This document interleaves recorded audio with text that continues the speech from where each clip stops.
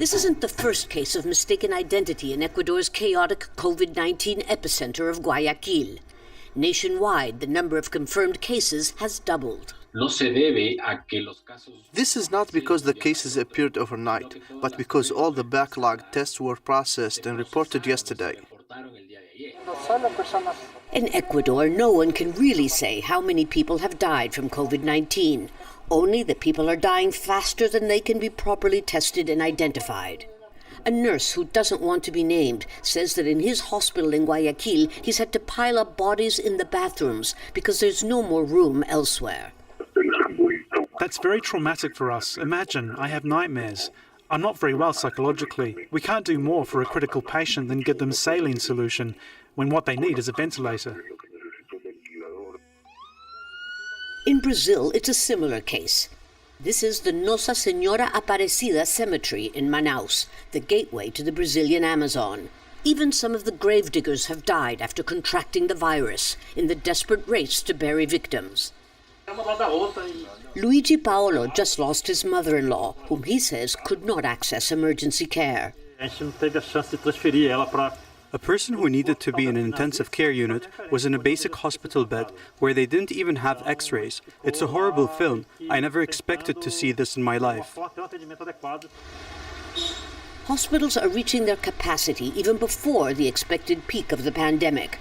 Malaria and yellow fever are already widespread in this region, where communities along the Amazon River are days away from the nearest hospital. Now, Manaus has the highest mortality rate from COVID-19 in all of Brazil, a sanitary emergency that's become a calamity. Lucia Newman, Al Jazeera. Now, discovering your child has a food allergy can be a frightening experience.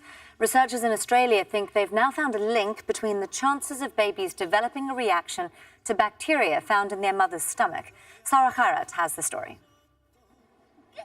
Noah and Evie are making the most of playing outside. But it isn't always fun and games for the twins who live in Melbourne. Both have had allergies since they were babies. Noah had his first allergic reaction to an egg when he was just 8 months old. He was eating that and a short time later had swelling, respiratory distress, vomiting, all kinds of things. So, that was pretty scary. Australia has the world's highest rate of food allergies. Researchers there are studying women and their babies during and after pregnancy. What they found is a link between bacteria in a mother's digestive systems and reducing the chance of food allergies in the first year of life. What we found was a very strong signal that women who carried a bacteria called Prevotella copri, that their babies were at a substantially reduced risk of developing food allergy. Prevotella copri is a microbe that ferments fibre from food into fatty acids. Previous studies of baby mice that had a high fibre diet showed reduced allergic reactions. The latest research looked to see if that was the same for people. Food allergies are on the rise globally and for some people can be life-threatening. Scientists are still trying to understand why allergies are more prevalent in developed countries and urban areas. But studies have shown a link with our modern lifestyle. Pollution and hygiene products which kill bacteria all affect our immune systems. Our bodies contain trillions of bacterial cells. Many live in the digestive system. The Australian researchers say they hope their latest findings could help develop a probiotic that stimulates a baby's developing immune system and reduces the likelihood of later developing an allergy. It might not be a cure for Noah and Evie, but it may be one step closer to an allergy-free life for millions of others. Sarah Khairat, Al Jazeera. Now, Yemen's government is warning of a catastrophe after southern separatists declared self-rule and full control over the port city of Aden. The Southern Transitional Council is seeking a return to independence and is accusing the government of mismanagement. But so far, a number of southern provinces have rejected the call for self-governance.